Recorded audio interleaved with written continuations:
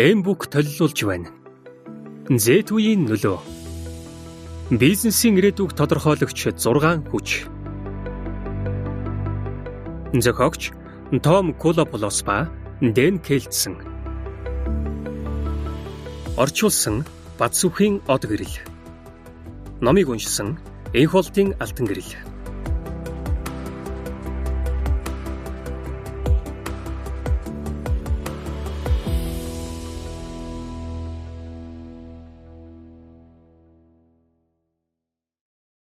Өмнөх үг. Z-үеийн нөлөө. Хүмүүс бид өмнөх үеийнхээ түүхийг төгсгөж цэг тавьдаг. Үүнийгээ үеэс үед уламжлан давтсаар бүр гарсчихсан гэж хэлж болно. Үе бүхэн өөрсдийгөө соёл иргэншлийн оргил гэж үздэг нь жам. Өөрсдийнх нь бүтээсэн дэлхий, шинжлэх ухаан, нийгмийн хөгжил урд хожид байгаагүй хамгийн дээд зэгтээ хүрсэн гэдэгт итгэлтэй байдаг. Тийм ч учраас маргааш учирч мэдэх таамаг төдий асуудалд санаа зовж сууснаас өнөөдөр тулгамдаад буй асуудлаа шийдвэрлэх нь дээр гэж боддгоо. Өнөөдрийн бэрхшээлийн цаана гарч чадахгүй бол маргааш гэж үгүй гэсэн шалтгаар өөрсдийгөө зөвтгөж болохч маргааш болдгоороо болно. Харин түүнийг дагаад илүү хүнд хэцүү сорилт бэрхшээл, илүү өргөн боломжийн хамт ирэх нь гарцаагүй. Тэгвэл яагаад үе тэр дундаа Z-үе гэсэн сэдвийг онцгойлон авч үзэх хэрэгтэй вэ? Өөр бусад далайцтай том асуудлыг яах вүлээ?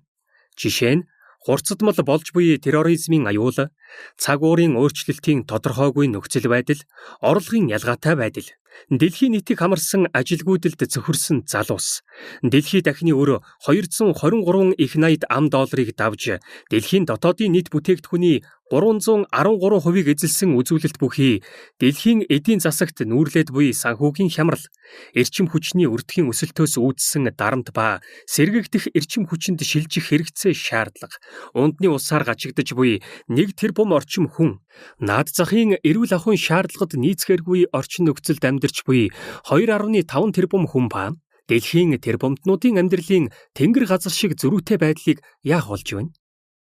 Z-үеийн сэдвийг барьж авсан шалтгаан нь гэвэл жижиг дунд бизнес, үндэстэн дамсан томоохон корпорациуд ашигын бус байгууллагаас өгсүүлээд төрийн байгууллагуудтай хамтран ажиллаж байхдаа эдгээр асуудлыг шийдвэрлэхийн төлөө гар нийлэн хамтран ажиллахад үүсдэг хамгийн том саад бэрхшээл бол үе хоорондын ялгаатай байдал юм байна гэдгийг олж мэдсэнд оршино. Угаасаа л өөр хоорондоо ялгаатай байх ёстой мэтэр хүлээгээд авчихсан учраас учрыг олж хужрын тунгааж гэж бодлоггүй, харин ч эсэргээрээ өөрсдийнхөө зүтгэж үзэл бодлороо талдсан хуваагдж хоорондын зааг ялгаагаа улмал гүнзгийрүүлээд байдаг. Бүгд нэгэн зорилго алсын хараан дор нэгдэн нийлж байж амжилтад хүрэх учиртай байтал ийм хандлагатай бол ямар ч байгууллага хол явахгүй.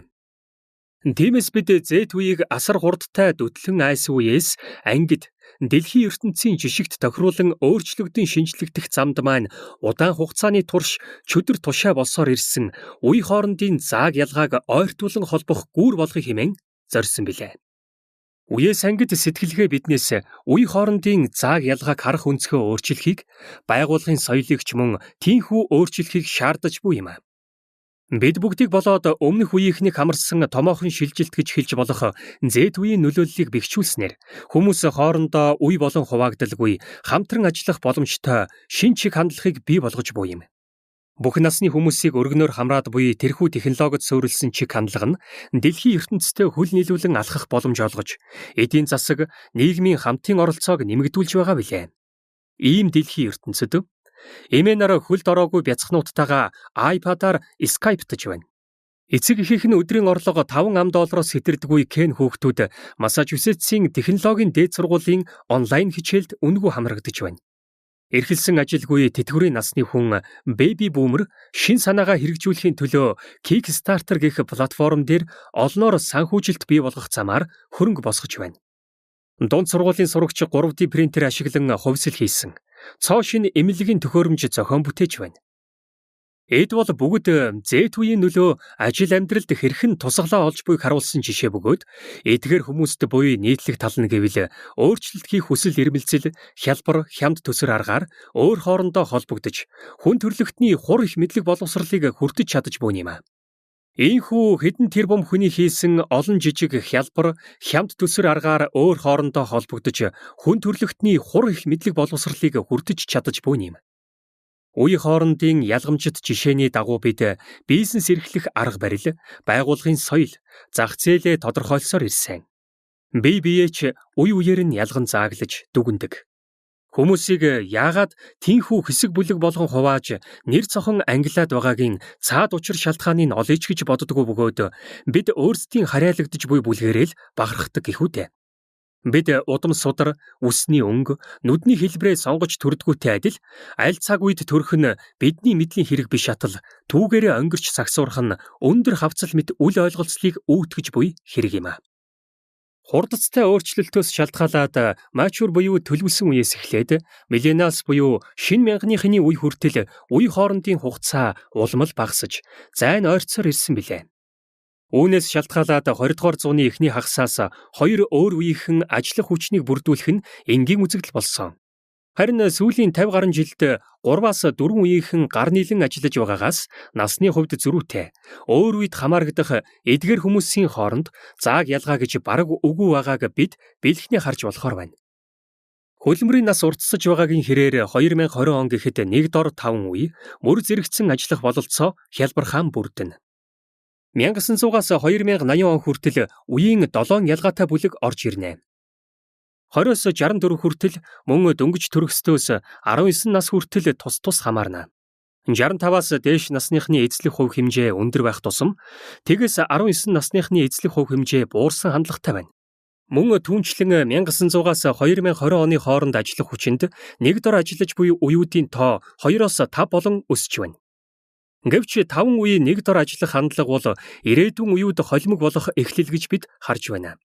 Дундаж наслалт, хөдөлмөр эрхлэх нас уртсаж, технологийн шинжилэл, инновацийн интервал улам агшин ойртож буйтай уялдуулан 4 жил тутамд нэг үе үүснэ гэж тооцоолж, 20-с 80 нас хүртэл хөдөлмөр эрхлэнэ гэж үзвэл 2080 он гэхэд хөдөлмөрийн зах зээлд нийт 15 өөр үе зэрэг бий болох магадлалтай. Харилцах, хамтран ажиллахаас ахуулаад бизнесийн эрсдэл, нийгмийн үн цэнийг хэрхэн хүлээж авах гээд бүхий л зүйлд харилцан адилгүй ханддаг. Тис ондоо зан чанартай хүмүүсээс бүрдсэн байгууллага ямархуу нөхцөл байдалтай байхыг төсөөлөхөд ч бэрх. Байгууллага иймэрхүү байдлаар оршин тогтнох боломжгүй.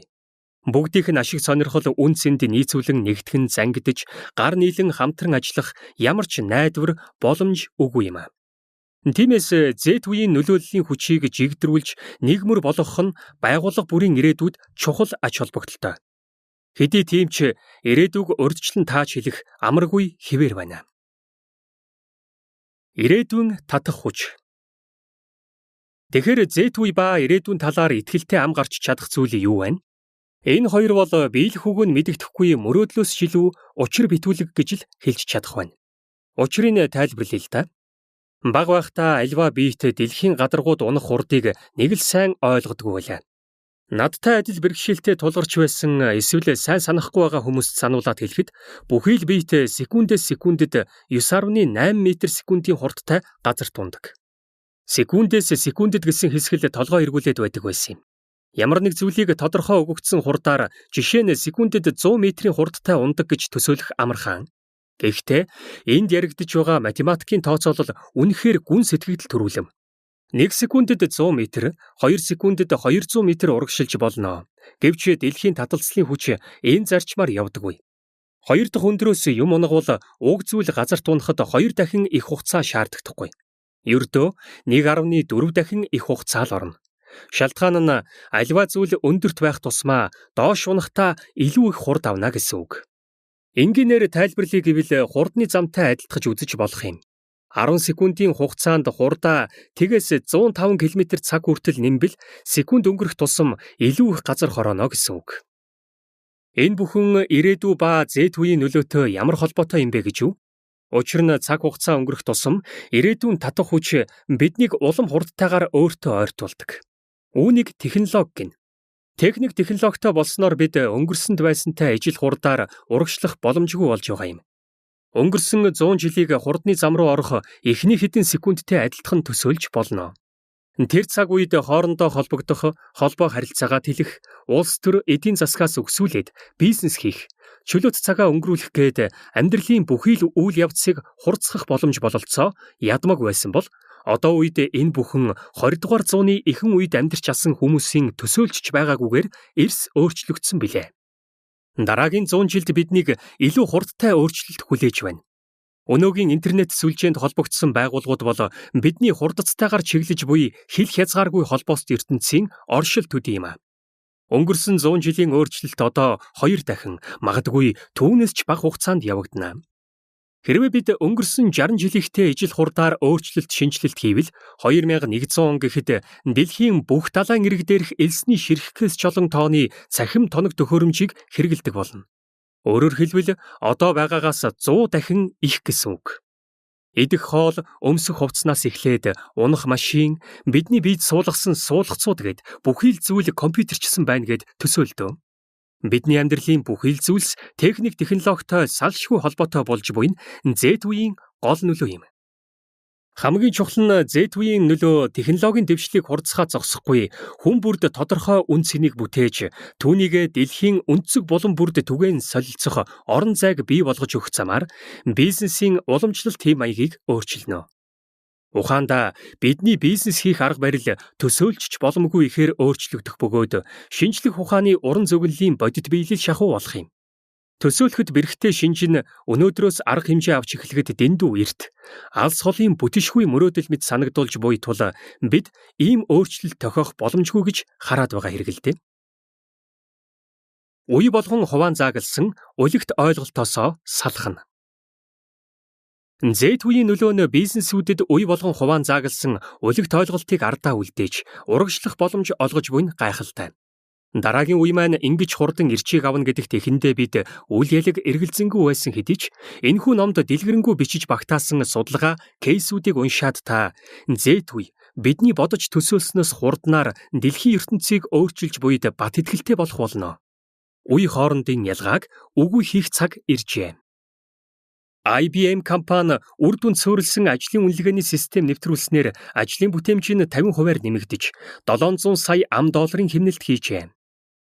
Хүмүүсийн хамгийн их ажиллахыг хүсдэг компани болох зорилгын хүрээнд хаяд компани үе хоорондын ялгаанаас үүсдэг бэрхшээлийг үгүй болгохын тулд дизайн сэтгэлгээний аргыг ашиглаж байна.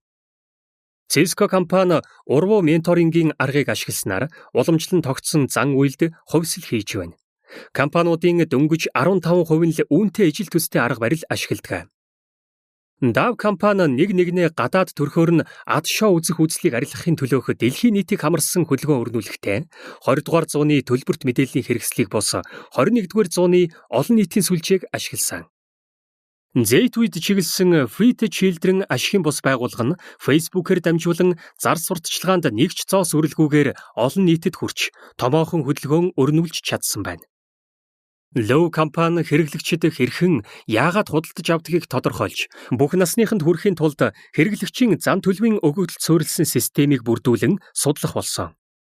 Харвард, Стэнфорд, Массачусетсийн технологийн институт гэх зэрэг нэр хүндтэй их сургуулиудад дээд боловсрал олгох тогтолцоо буюу нэг ясандаа өөрсдийн бий болгосон жижигтэй түүвэлт хийж, зарим нэг хичээлээ үнэгүй заах болов. Жилд 4 сая гаруй шинэ бизнес өмнө нь төсөөлж байгаагүйгээр их ашиг орлоготой ажиллах болсон. Мэргэжилтнүүдийн 74% нь зохиогчийн эрхийн тогтолцоонд бүрэн шинжилэлт хийх хэрэгтэй гэж үзэж байгаа бол 20% нь ингэх онцгийн шаардлагагүй гэж үзэж байна.